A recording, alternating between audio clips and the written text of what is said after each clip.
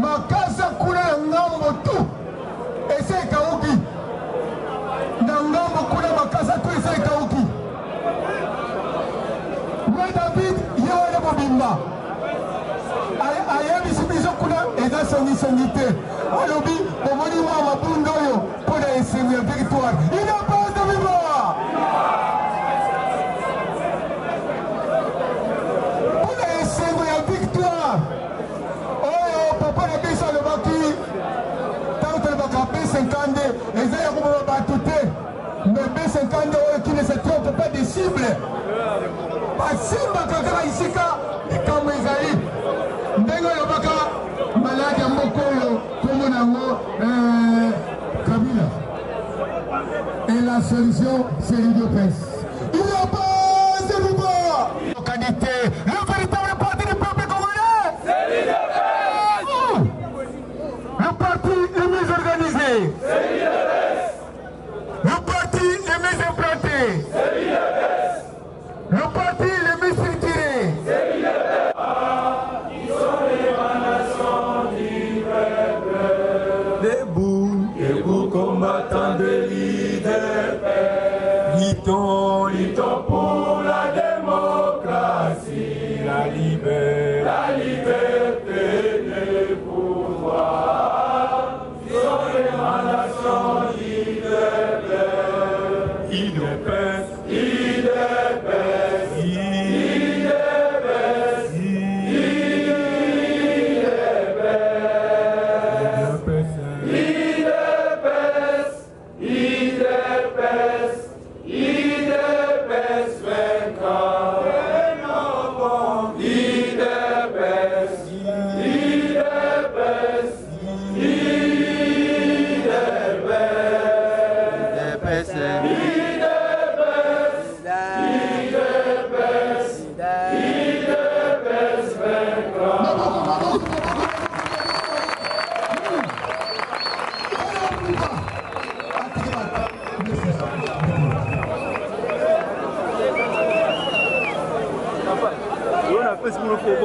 Voilà.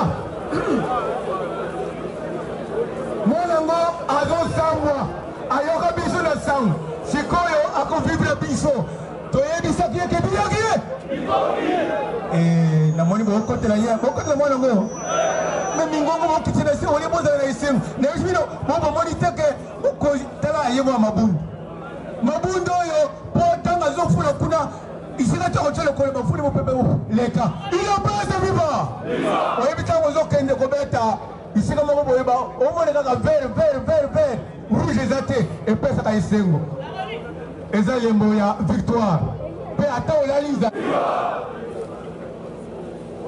yambo na topesa maloba mpe mokonzi ya une communication importante oyo ekopesama mpa ya national adjoint à la communication Abraham.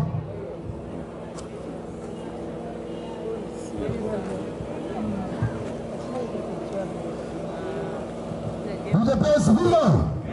UDPS viva!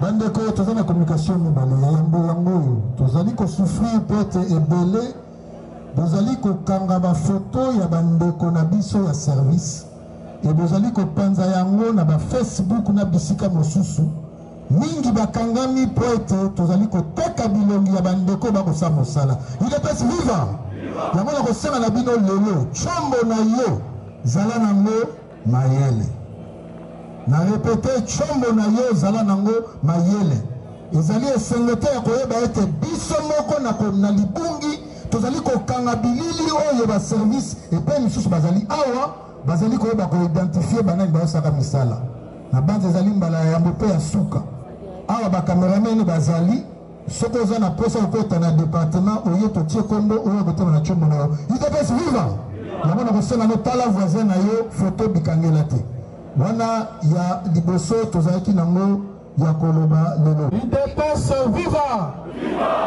UDPS viva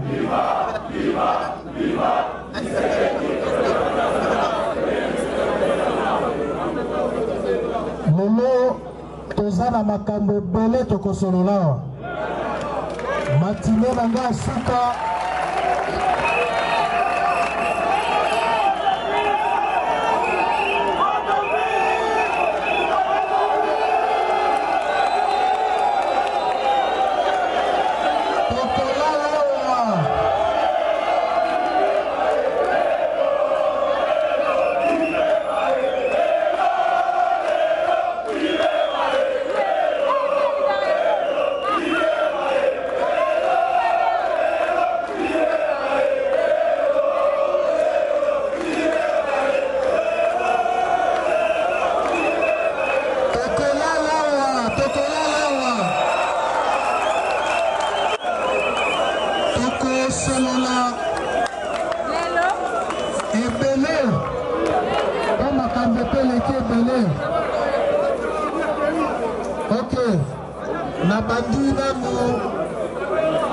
Na restitution muke o etali restitution etali ba voyage to uti kosala po bamonaki biso na États-Unis ngana président rassemblement tozongi awa barapele lisusu biso toke na Europe nakoyebisa bino ete tozali kosala réglage ya suka.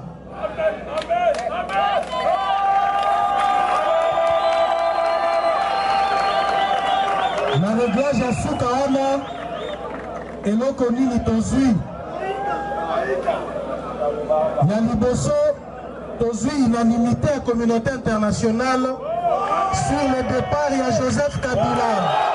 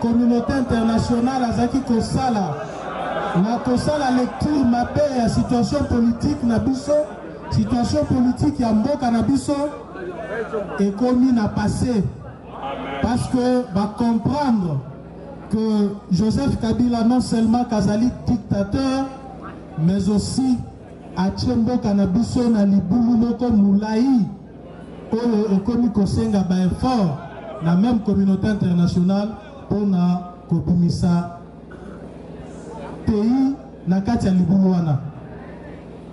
Bokotuna nga ba preuve eza wapi? Bino moko bomoni mukanda oyo 7 sénateurs américains bakomeli président mboka na bango ezali fruit ya diplomatie oyo tozali komene sikoyo.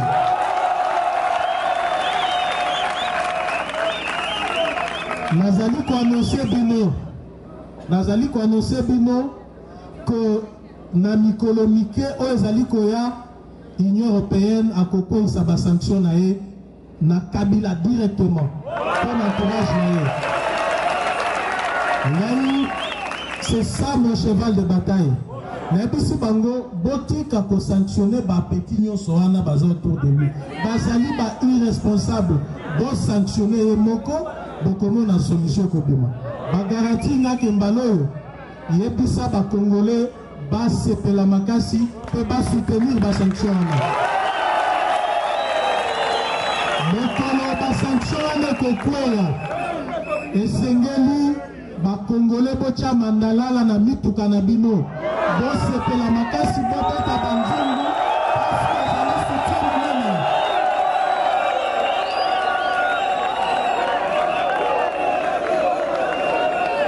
ezali preuve que régime kabiliste oyo ekomi kopase bamoment nango ya suka ezali na suka penza bakokende jamais tomona communauté internationale déterminée na cause ya mboka na biso net sikoyo parce que totikelaki bango ta mingi bazokenda kokosa bango biso tozotikalaka awa awa toexplike makambo nyonso ndenge ezali bokomona ndenge bakopakata mbango kala mingi te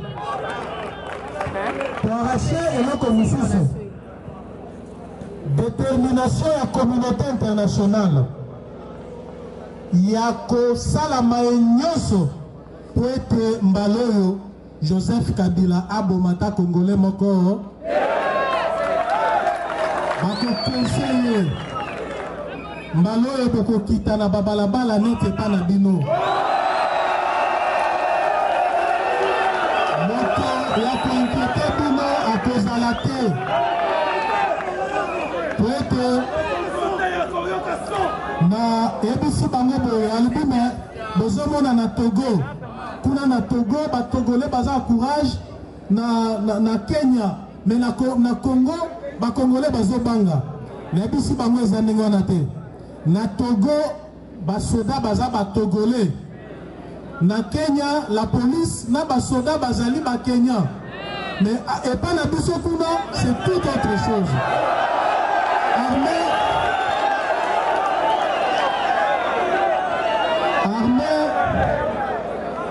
na biso ezali infiltré de haut en bas la police na biso toloba te soki manifestation elingi ebanda bakomemela biso bamercenaire balatisi bango teni à la police bato wana baza bakongolais te mission na bango eza nini koboma bakongolais mpo baza bandeko na bango te voilà à quoi est-ce que bakongolais bazosala face bazali kosala face na massacre na batuerie epai ya baétranger epai ya bamilitaire étranger na kati ya mboka na biso donc boloba te ke bakongolais bazobanga mais bino boyebisa kaka Kabila aboma te bokomona de quoi les Congolais sont capables de faire.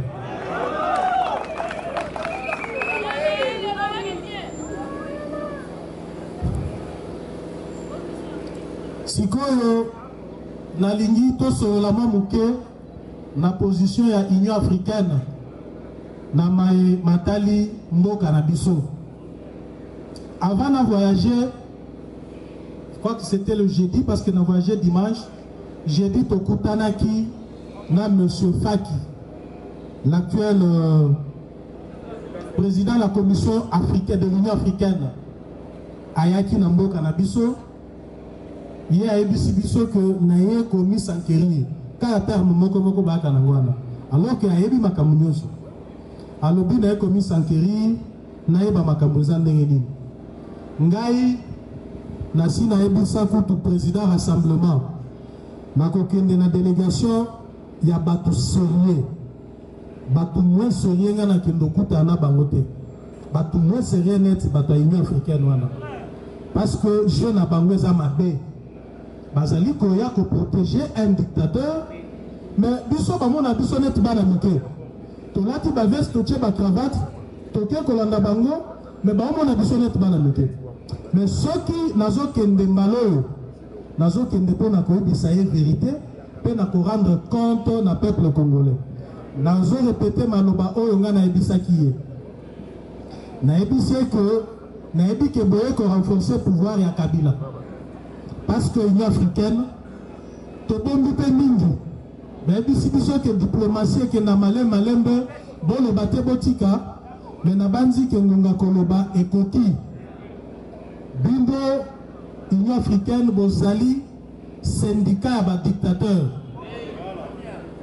Bon commis ba protecteur à Joseph Kabila. On ne peut pas comprendre que l'Union européenne, les États-Unis d'Amérique,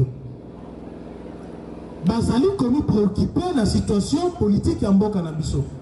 Bazali même qu'on sanctionne les criminels économiques. Mais bino boza koloba que Batouana baza ba colonialiste, bino boza ba indépendantiste alors. Na tunie mutuna wana. Alors on a dit que ezambala nanga yasuka omo nanga na délégation. Na dit que okendokuta na Joseph Kabila et dit que le 1er janvier pour ya koma na date wana toujours président de la République à kotambola na bibembe na biso. Na biyo okendokuta na naye mais les sons qui ont retenir et c'est que le peuple congolais au téléma l'Union africaine et ça lui constitue un ennemi à Congo. Batouana balingi mboka te bazoya awa na ba délégation na bango soki basi ba distraire bino samedi week-end bazana ba boîte minene bazo bina bazo mela ba champagne bozo mona kamba ya kosala et ensuite kozonga bazo nyina ba valise en bongo etondi en même temps que le peuple congolais a souffert toza kaka que Union africaine je m'en fous de cette Union africaine pour que qui tolérer de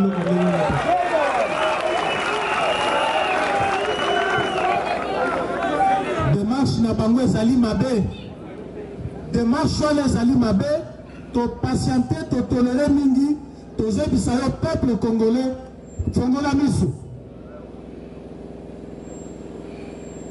ozobunda kaka na Joseph Kabila te mais tala pe bato wana tala bango miso malamu nazo informé bino le 14 oyo Jacob Zuma akoya awa eloko nini na kwa koloba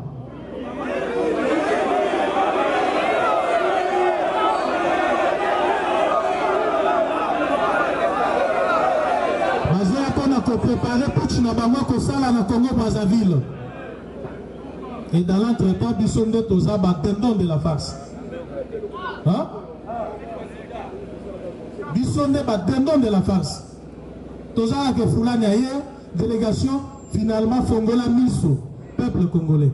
Tokoki ko espérer ici sur le côté na Union africaine. Pour Bazali, aventurier, corruptible.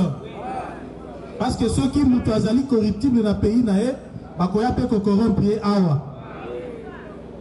Ceux qui sont ministre, il y a un gouvernement corrompu. Un ministre d'un dictateur a coquille copé sa leçon de démocratie à Tamoukete. À Tabaché, président de la commission, il y a commission, il y a l'Union africaine, il ne donnera rien parce que à apprendre la démocratie. Mais la difficulté de la Union africaine n'a pas regroupement sous-régional. Nayango et Seigneli toza siko opposition parce que tokosa la face na batouana nazo bisabino bokomona position bakozwa et koza la position contraire na volonté peuple Nayango biso tolobi tokosa en face na mutu nyonso ezala l'Union africaine ezala mutu nyonso za sima Joseph Kabila tokozala naye en face bazala déjà prévenu. Mais si Bino Jacob Zuma comment les 14 à Toyokani.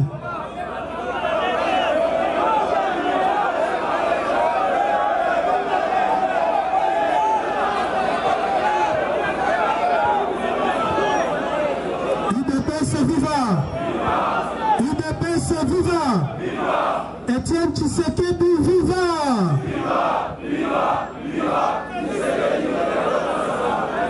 Nalingi na calme bino sikoyo nayoki ngamoko natangi ba journaux pe mawa onga nazwi ba combattant de PSP ba puye ba biloko wana ba journaux babi CGI de PES alinya comme premier ministre en remplacement à Chibala bosibo kiango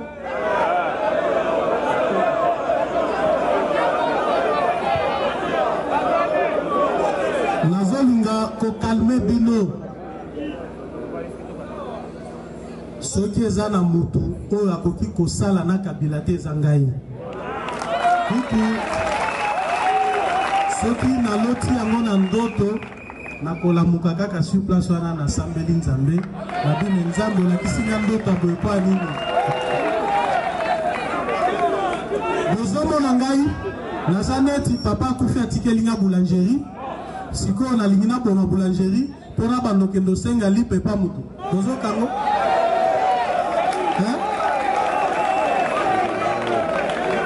naza na boulangerie ali koveikile biloko wana nasi nayebi bango prochainement nakotanga bakombo na bango awa bino bobni en charge na bango ezali baservice ya kabila nde osala biloko wana mpona kodestabilize bino mpona kodesamorce pression oyo boza nango mpona oyebisa bino keme kabundu wana alobaka mingi ye wana asi akatisi me nayebisi bino ke soki nga nasali na kabila sadike na mboka oyo opposition ekufi nga soki nasali na ye bondima lisusu te ke opposition ekozala na mboka oyo sincèrement nazoyebisa bino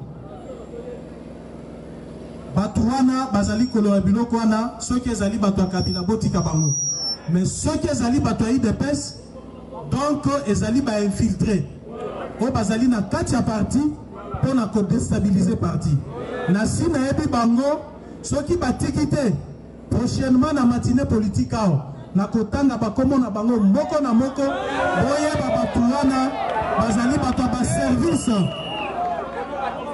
bazali bato utilisé par les services mpona kodestabilize parti nga naza héritier eloko munene nakoki kokende kokelele pa mutu te et puis esengeli nayebisa bino vérité nga na djembelaka te bino mo boyebi na djembelaka te je suis combattant bomoni bato nyonso badjembelaka Tshisekedi lere akufi bomoni nde bazali mais ngai nakotrahir nani parce que nga moko naza vision wana nakotrahir nani Tshisekedi akokai kotrahir nani peuple non mais nga nakotrahir peuple te mpo na djembela te suis combattant naza visibilité na pembeni ya mutu te ozokanga bien bozokanga yu ezala ndenge wana mpo nalingi susu maseki te nazali combattant tokombattre na Etienne Tshisekedi akufi atiki nga na komba oyo tokokoma nango ntina suka naza na ngongata moko te na profite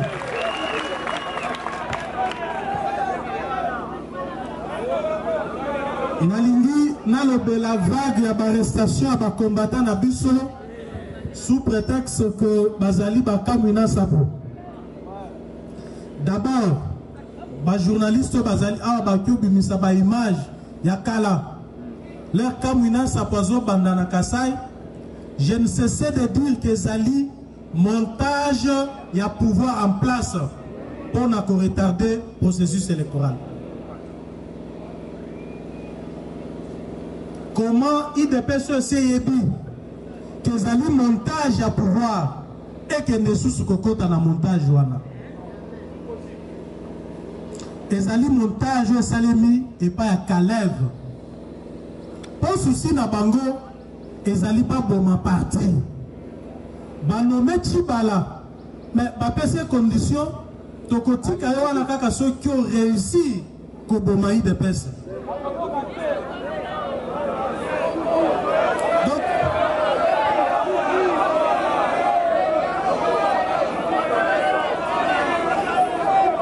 bazali ko utiliser stratégie autre toyebi malamu stratégie ya purement sapia pompier donc va créer situation pour bazwa raison ya ko réprimer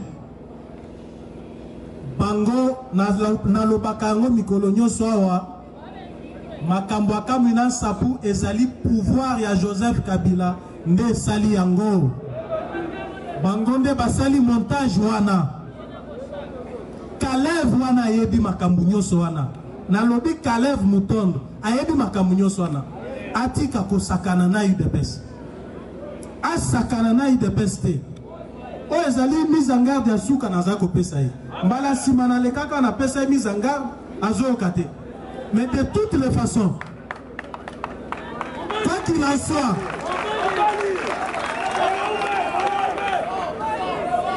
en soit, Naye Kalev, na Kabila, bazo kende kala mingi te.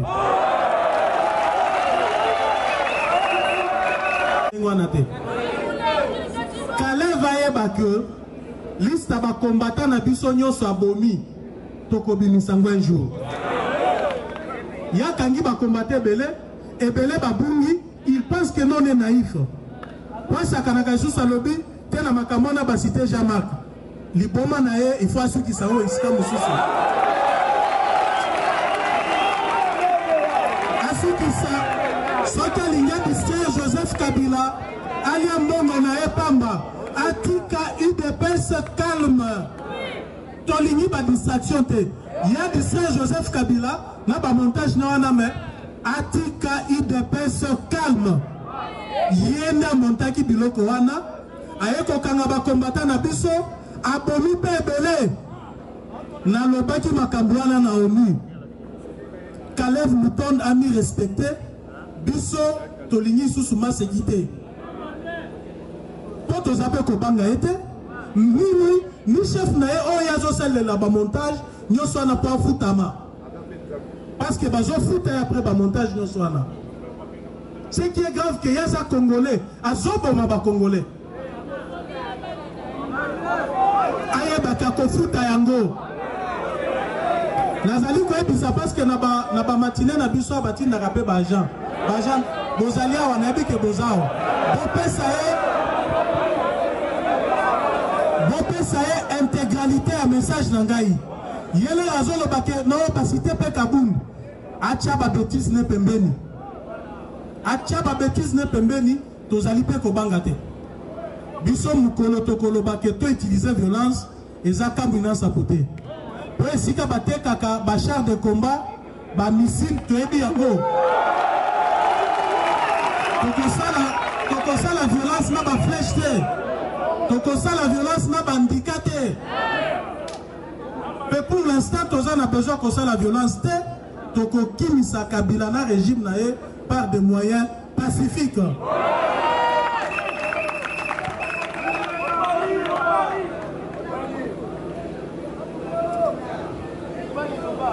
Ezali kotala kokundama président na biso na lingina pesa bino information na zui po bino pe boyeba esengeli combattant nyonso aide pesa azala informé lero longa na zanango tosali banquete po toyeba pona nini pouvoir oyo ezali koboya kokunda président Tshisekedi tobondeli pe mingi batambusi biso kala mingi tawa bautaki oloba non toko reprendre depuis balakaki ke baobenga batikala obenga te boyebi tozwi information parce que batu baza kuna mais baza kolinga makambo ezoleka makuna te bazopesa biso bainfo nyonso bayebisi biso ke Kabila aboyi kokunda Tshisekedi mpo na raison mibale. Raison ya liboso alobi ke na 2011 président na biso afingaka ye kaza rwandais.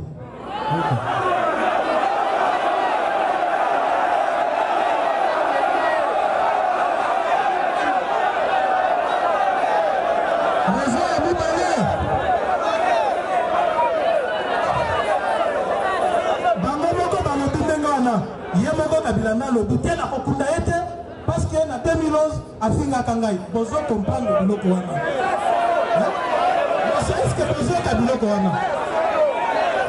Raison ya mibale alobi po soki ko wana ezongi awa peuple congolais kobengana na pouvoir.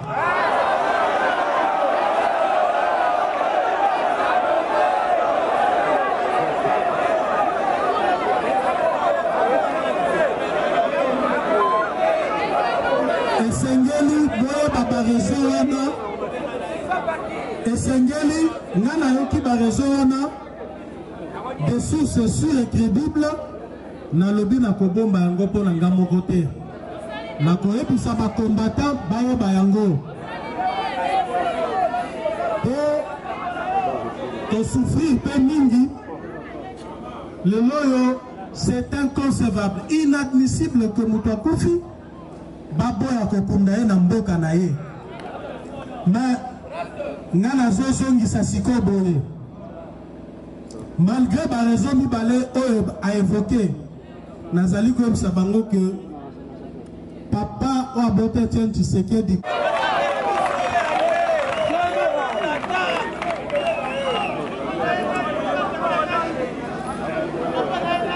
IDPS vivant! IDPS vivant! IDPS vivant!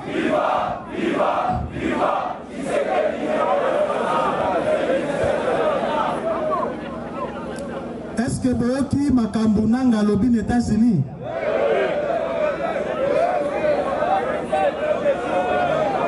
À lobby Boye que Azozela a enrôlé si la Nakasai Bisika Baluka qui bitumbo Ezawana Babomi Batu pour pas retarder le procès électoral. Basili Sananu qu'on enrôlé Kuna. Ceux qui basculent ici, Azali besoin n'a plus de 500 jours pour abîmer sa calendrier électoral. 504 jours. Donc Azali presque 2 ans. Mais Boyebi tozi ba information boye. Nakasai 822 centres d'inscription Zali prévus, mais Nangongo Tozali Koloba 1 mois après 44 cas Kande Bafongoli. Donc ceux qui va Fongola 44 centres d'inscription après chaque mois, il faut ça calcule que centre Nyos Kosal à 3 mois. Enrôlement à Kassai, c'est supposé que ça a une année. Ceux qui enrôlement en Essili, Ndesiko Nangaza besoin de 504 jours pour le calendrier électoral et Bima.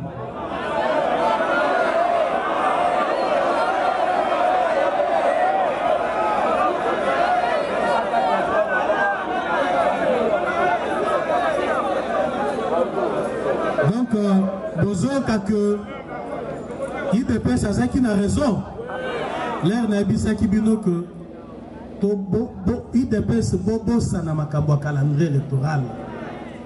Bobo Sana Makambo élection na Joseph Kabila. Biso Tokoki Kopé ça est occasion ya organiser ba élection na mboka na biso te. Donc Makambo Nanga Lobuana est concerné Bangomboko. Pour Mokolo, position IDPS Zakaboy. Mokolo Joseph Kabila Nomaki Chibala comme premier ministre, tu prendras acte. Tu te bisaka que Banda Lelo, aux sous-président Mboka na bisoté. Donc, comme tu nous parles de pourvu, nous on va gagner un peu de temps pour te préparer. Au comment on a net au Benganao. Donc, il n'était plus question bisoto Senga, ni calendrier électoral, ni quoi que ce soit, parce que l'élection n'y se vend dans la légitimité Mokoboy. Donc, consensus autour qui na centre interdiocésain, il y a un processus électoral. Ce qui consensus soit les alliés brisés, moyen Kabila organiser l'élection dans Mboka na biso les alliés et Sengeli Tony Lengela pour nous benganer na pouvoir. Bon, moi que la stratégie n'y soit les alliés pas gagner kaka katan. Lobi Boko qui n'a pas Congo. Après, beaucoup de Sika Moussou, Bozomon na est pays na biso. Bozomon a été que guerre moko ezali komi préparé na mboka na biso. Ezali baje na ye. Donc, toko ndimba makambo wana te. Biso makambo élection za suna mutu na biso te. Biso tozali komi lengela pour na appliquer article 64. Nanga asakana nenga zali ko sakana ali ambongo na ye nenga lingi parce que zambongo bazali ko pesa ye mais le moment venu à ko rendre compte tokoki kondimate qu'une poignée d'individus basakana na peuple congolais Basakana a plus de 80 millions de Congolais. Nalingi, Weza Masola 4 Sikoyo, il y a IDPS 4, il y a IDPS. Là, il y a un déplacement que la consultation de Salema pour la conclave et la réunification à partir. Là, il faut soutenir Kaka. N'habiter, na répondre na mukandate. Pour nazi mukanda mokwa. Nabi na répondre na matinée. Ceux qui na lobby mabe, bino ba combattant boy bisaka que na lobby mabe. Bino sko boy bisanga no koni ninga na osala. Mais boti kana lo bananu. Boyebi que nomination na ngai eyaki koboma makambo ba tendance na IDPS.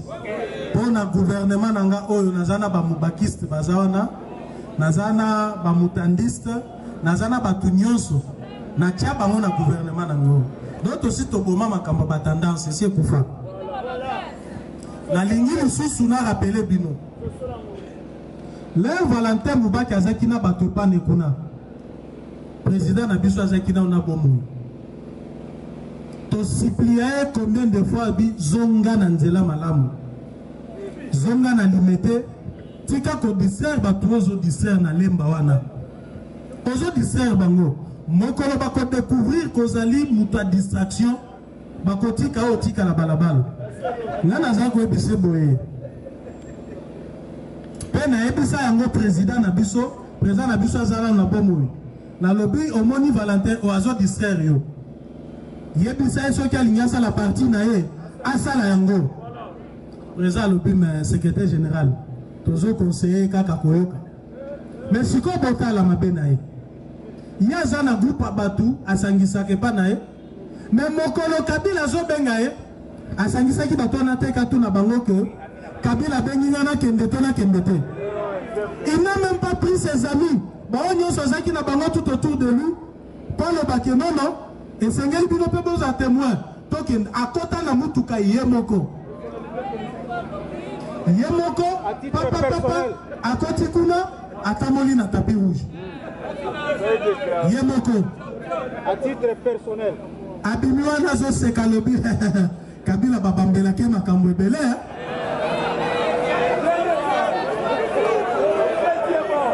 Sikoyo, boebi sangai, batu oya zaki kokosa na lemba wana, ba découvrir bi Nzoka ndeti pasabo bango nyonso bazongi limete mabe na ngeza wapi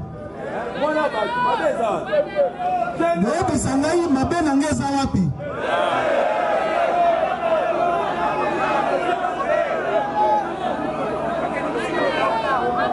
alobi te sengeli ka tout ça la conclave et unité est-ce que parti est divisé non ok pas Kabila donc n'engo ke pas Kabila parti est koufi. Et c'est un cas qui ne pas Kabila n'a pas été battu à que IDP ses alliés. Parti à IDP, il y a IDP c'est qu'on a la divisé. Pour IDP c'est Sabino. Bobet la nanu, bao va bini kuna bao bande kona kiswa lemba, o bae a maboko. Bobet la mama boko.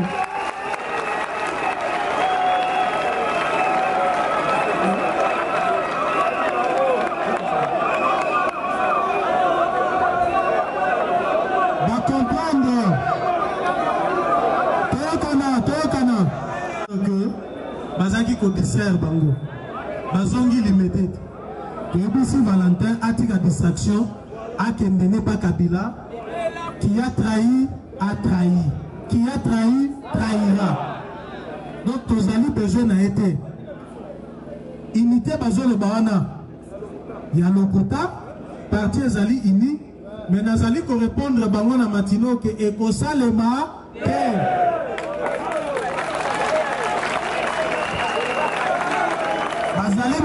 est-ce que vous pouvez vous imaginer que Tichibala a sengaka réunification à partir les alliés ko sakana bino ba combattre tonu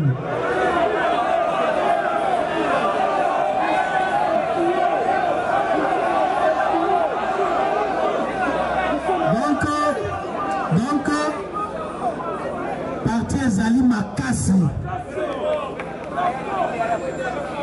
baza surpris boyebi pourquoi balingi bazonga parce que bango baza bana ndako bayebi bien ndenge ndako efonctionnaka ils ont compris que esili mpo na bango bakanisaki que bako déstabiliser force à parti ezali base na yango base ezali solide base ezali wana balingi bazonga siko na kati na absence ya leader charismatique na biso bazonga net bakamikaze baya siko ko exploser na kati ya parti po biso nyonso tokufa donc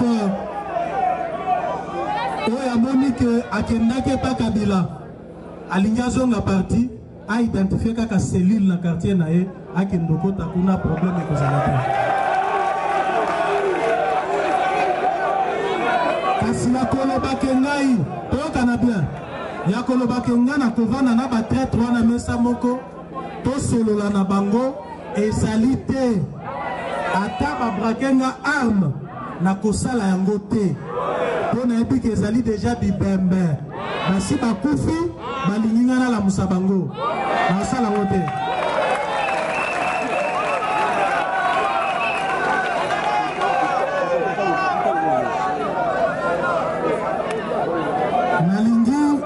nalingi par la même occasion kopesa conseil na ba jeune ya parti oyebi jeunesse ya parti ezali fondation même ya parti ezali armée ya parti po soki ezali faire de lance ndenge ozali koloba parce que sa jeunesse tokoki kosala eloko te mais esengeli tozala na jeunesse moko po ezali na mayele tozala na jeunesse oyo bakoki komanipule te tozala na jeunesse oyo bakoki kobenda gauche droite mpo na bamwa billet ya banke te po soki toza na jeunesse wana tokosala eloko te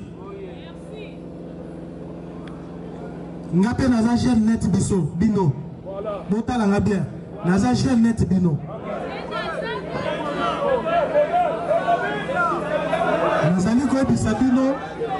nazali koyebisa bino parce que bajeune mosusu ya parti bazali kosala soni ya parti sikoyo mbala nsima na kobanda otanga bakombo na bango na bamatine awa bazali kaka nsima ya bato nsima ya baprésident ya parti politique mosusu kosenga c'est quoi ça hein?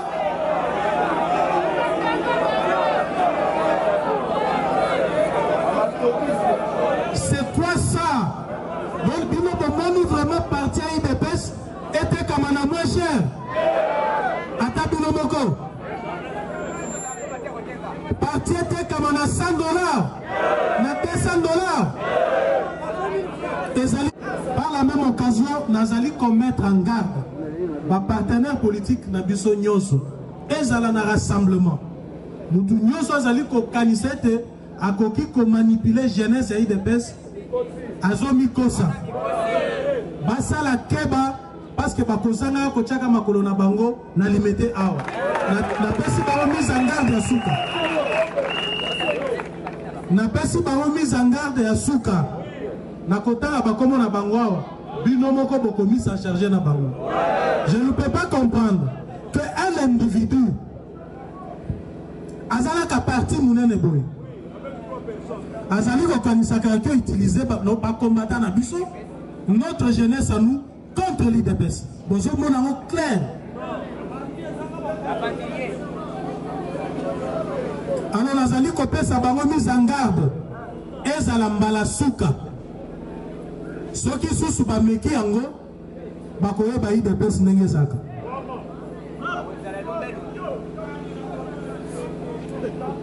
combattant IDPS akotrake bango sikoyo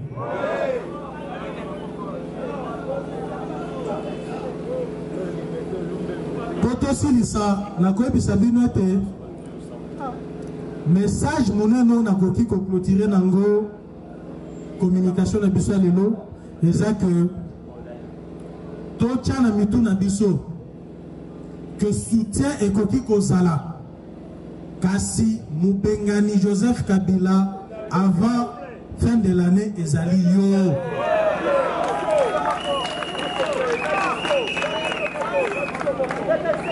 États-Unis d'Amérique bakoyate bokomonaka bangote bakitisi bakomando na bangoa po babengana Kabila te. Union européenne memement biso moko nde tokobengana ye. Biso moko nde tokochauffe. Esengeli tozwa conscience toyeba que mot d'ordre si epesama toza susu na besoin kopesa mot d'ordre te.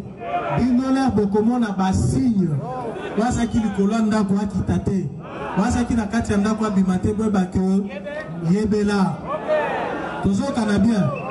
Awa eza susu makambo ya secrétaire tozoyebisana bien. Kabila kokende to okende te. Sikoyo soki akokende nani akobenga na ye. Bobeta maboko mpona bino moko. Merci beaucoup, merci.